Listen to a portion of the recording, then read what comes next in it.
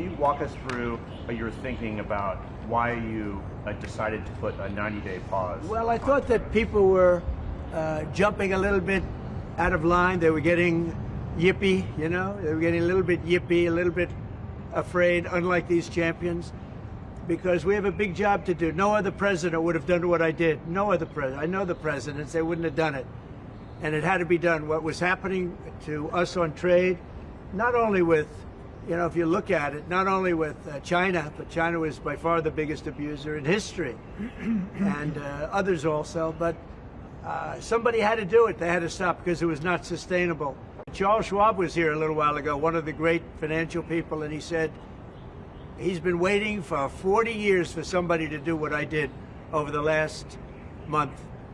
And if you didn't do it, you wouldn't have a country. It wouldn't be sustainable. So I'm honored to have done it. And, you know, look, nothing's over yet, but we have a tremendous amount of spirit from other countries, including China. China wants to make a deal. They just don't know how quite to go about it. You know, it's one of those things they don't know how quite. They're proud people. On Monday you said no pause, but today there is a pause. So No, how I can think you people have to believe have, your word today? it's not a question of that. You have to have flexibility. I could say, here's a wall, and I'm going to go through that wall. I'm going to go through it no matter what, and keep going, and you can't go through the wall. Sometimes you have to be able to go under the wall, around the wall, or over the wall. So I consider, you know, I think in financial markets, because they change. Look how much it changed today.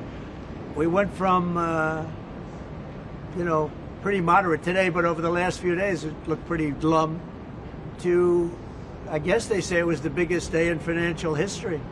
That's a pretty big change. And I think the word would be flexible. You have to be flexible. Like.